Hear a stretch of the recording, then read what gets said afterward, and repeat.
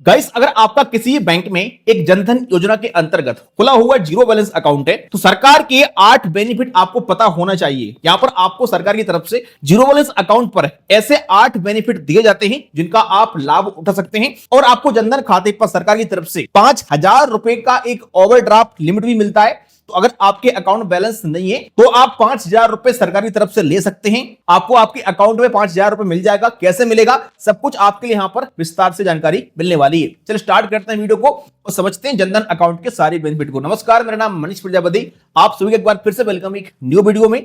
Channel पर अगर आप पहली बार आए सब्सक्राइब कर देना, वीडियो पसंद आता है तो एक लाइक जरूर कर देना। जनधन योजना के बारे में आप सभी लोग जानती होंगे, ये वित्तीय समावेशन की एक ऐसी योजना है जिसके तहत दूर दराज रहने वाले गरीब लोग, किसान लोग जो अकाउंट नहीं खुलवा सकते थे किसी बैंक में, मंथली एवरेज बैलेंस नहीं रख सकते थे, उन लोगों के अकाउंट यहां पर इस योजना के अंतर्गत खोले जाते हैं, जिसमें यहां पर आपको जीरो बैलेंस अकाउंट मिलता है और साथ में बहुत सारे बेनिफिट मिलते हैं। आपको बता दूं कि ये योजना सरकार की तरफ से 15 अगस्त 2014 को लॉन्च की गई थी और ये योजना सरकार की इतनी कारगर साबित हुई कि अब तक इस योजना के अंतर्गत 55 करोड़ से अधिक जीरो बैलेंस अकाउंट खुल चुके हैं। तो आप और ये संख्या दिन ब दिन बढ़ती जा रही है। अब हम बात करते हैं कि इस योजना के अंतर्गत आपको यहां पर क्या क्या बेनिफिट मिलता है। तो आपका अकाउंट किसी भी बैंक में हो, चाहे आपका अकाउंट किसी सरकारी बैंक में हो, चाहे कोई प्राइवेट बैंक में हो, बस वो आपका जनधन योजना के अंतर्गत खुला हुआ अकाउंट होना चाहिए। तो आपको जो बेनिफिट बताने वाला हूं मैं, ये सारे बेनिफिट आपको यहां पर मिल जाते हैं। नंबर 1, यहां पर आपको जीरो बैलेंस अकाउंट मिलता है। देखिए, काफी सारे लोग बैंक में इसलिए अकाउंट ओपन नहीं करा पाते हैं कि वहां पर उनके लिए मिनिमम एवरेज बैलेंस रखना पड़ता है। और यह बात आपके लिए पता ही होगी कि हमारे इंडिया में बैंक अकाउंट अगर हम ओपन कराते हैं तो बहुत सारी बैंकों में हमें 2,000, 5,000, 10,000, 25,000 इस प्रकार का मंथली एवरेज बैलेंस रखना पड़ता है। अगर बैलेंस मेंटेन नहीं कर पाते हैं तो बैंक वहां पर चार्ज काटता है। लेकिन इस अकाउंट में ऐसी कोई टर्म एंड कंडीशन नहीं है। आपका अकाउंट जीरो बैलेंस रहेगा, आप बैलेंस रखेंगे तो आपका फायदा, नहीं रखेंगे तो बैंक यहां पर कोई भी आपसे नॉन मेंटेनेंस का चार्जेस नहीं काटेगा। सेम अकाउंट अगर आपका उस बैंक में डायरेक्ट खुलवाते हैं आप, तो वहां पर आपको मंथली एवरेज बैलेंस रखना पड़ेगा। लेकिन उसी बैंक में अगर आपका जनधन योजना का अकाउंट खुलता है तो वो अकाउंट आपका जीरो बैलेंस रहेगा। तो इसलिए इस अकाउंट को हर गरीब से गरीब व्यक्ति ओपन करा लेता है। इसके अलावा यहां पर आपके लिए जीरो बैलेंस अकाउंट पर 1 लाख रुपए का दुर्घटना बीमा कवर मिलता है। इसके साथ यहां पर आपको 30,000 रुपए का जीवन बीमा कवर मिलता है। और ये दोनों के दोनों यहां पर बीमा कवर लेने के लिए एक टर्म एंड कंडीशन है, अपने डेबिट कार्ड से आपको पिछले 45 दिन के अंदर कोई लेन देन जरूर करना है। अगर किसी व्यक्ति ने पिछले 45 दिन के अंदर अपने जनधन अकाउंट के डेबिट कार्ड की यूज नहीं किया है तो उसको इन बीमा कवर का लाभ नहीं मिलेगा। तो अपने अकाउंट को आपको रेगुलर यूज करना है। अपने डेबिट कार्ड से आप कैश विड्रॉल कर सकते हैं, बैलेंस निकाल सकते हैं, या फिर कहीं शॉपिंग कर सकते हैं, ऑनलाइन यूज कर सकते हैं। लेकिन हाँ, अपने जनधन अकाउंट के डेबिट कार्ड को हमेशा आप यूज करते रहिएगा, जिससे आपको सारे बेनिफिट दिए जाएंगे। इसके अलावा यहां पर आप जो बैलेंस रखते हैं अपने अकाउंट में, उस पर प्रॉपर आपके लिए ब्याज मिलता है। जिस भी बैंक में आपका जनधन अकाउंट है तो उस बैंक के इंटरेस्ट रेट के हिसाब से आपको यहां पर प्रॉपर आपके अकाउंट पर इंटरेस्ट मिलेगा, जो आप यहां पर बैलेंस रखोगे अपने अकाउंट में। उस पर इस अकाउंट में आप सारी की सारी सरकारी योजनाओं का लाभ ले सकते हैं। आजकल सरकार की बहुत सारी योजना रहती हैं, जैसे कि किसान सम्मान निधि योजना, सुकन्या समृद्धि योजना, पीएम आवास योजना, बहुत सारी अलग अलग योजना है। तो आप उन सारी योजनाओं का लाभ इस अकाउंट में ले सकते हैं और अपने इस अकाउंट से आप डीबीटी भी लिंक कर सकते हैं। तो कई बार सरकार डीबीटी के माध्यम से गरीब लोगों के अकाउंट में डायरेक्ट पैसे ट्रांसफर करती है, तो वो सारा पैसा आपके जनधन अकाउंट में आपको मिल जाएगा। जैसे कि कोरोना के समय में सरकार ने इस प्रकार की सहायता राशि ट्रांसफर की थी डीबीटी के माध्यम से,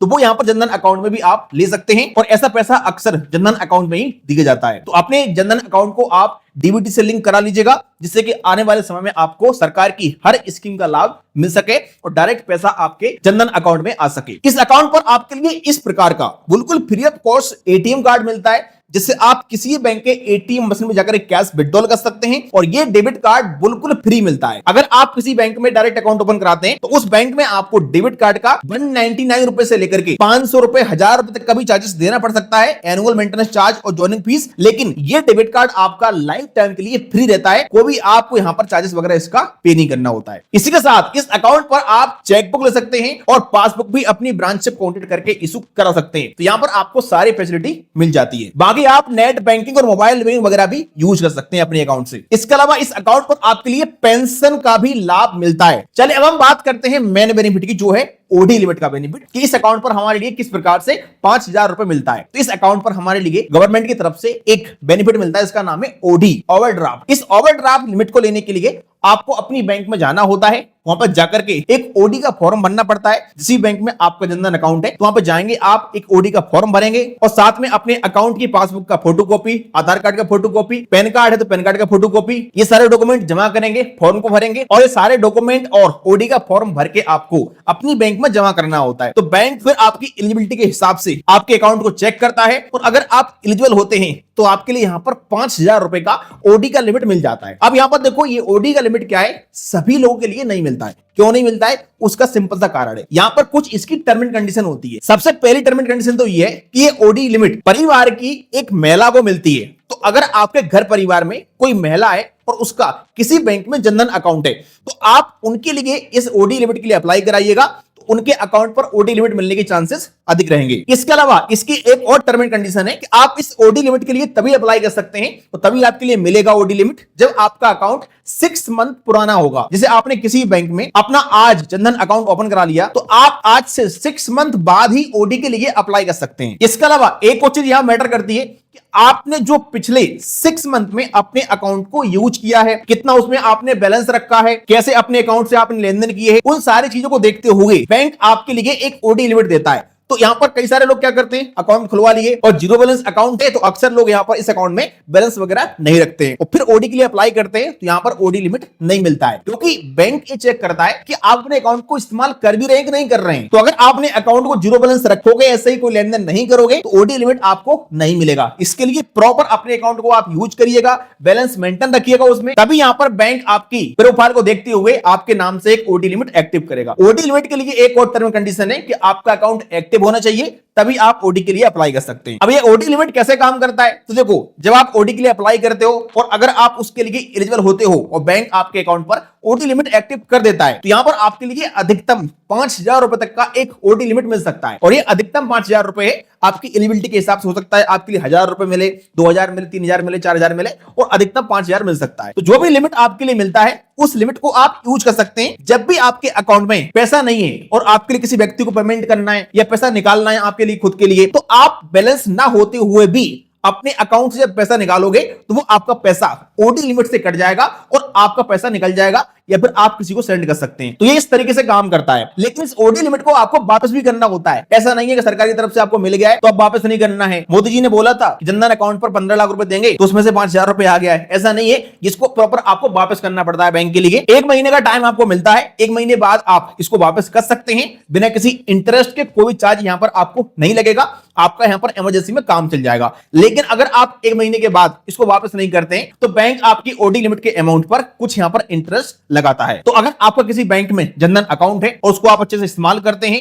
6 मंथ पुराना आपका अकाउंट हो चुका है और आपके परिवार में कोई महिला है तो आप उनके नाम से ओडी लिमिट के लिए अप्लाई कराइएगा। अगर महिला नहीं है परिवार में तो पुरुष भी अप्लाई कर सकते हैं, लेकिन महिलाओं के लिए प्राथमिकता दी जाती है। बाकी आप लोग कमेंट करके बताइएगा कि आपकी बैंक ने आपके जनधन अकाउंट पर ओडी लिमिट आपको दी है या फिर नहीं दी है। अगर आपका अभी तक जनधन अकाउंट नहीं है तो कैसे आप ओपन कर सकते हैं, इसके लिए बहुत सिंपल तरीका है। आपको अपने आसपास किसी भी बैंक का ग्राहक सेवा केंद्र देखना है। सीएसपी पॉइंट होते हैं, जैसे एसबीआई का होता है, बैंक ऑफ बड़ौदा का होता है, बैंक ऑफ इंडिया का होता है, हर बैंक का सीएसपी पॉइंट होता है लगभग। उस सीएसपी पॉइंट पे आप जाएंगे, वहां जाकर के आप अपना अकाउंट ओपन कराएंगे तो आपका अकाउंट जनधन योजना का अकाउंट ही खुलता है, क्योंकि उनके पास यही अकाउंट ओपन करने की परमिशन होती है। तो वहां से अपना अकाउंट आप ओपन कर सकते हैं। इसके अलावा अगर आपके आसपास कोई सीएसपी पॉइंट नहीं है तो आप अपनी ब्रांच से भी जनधन योजना का अकाउंट ओपन करा सकते हैं। ये अकाउंट अक्सर सरकारी बैंकों में ओपन होते हैं, बाकी आप चाहें तो किसी प्राइवेट बैंक में भी ट्राई कर सकते हैं। अकाउंट खुलवाने के लिए केवल आधार कार्ड जरूरी होता है।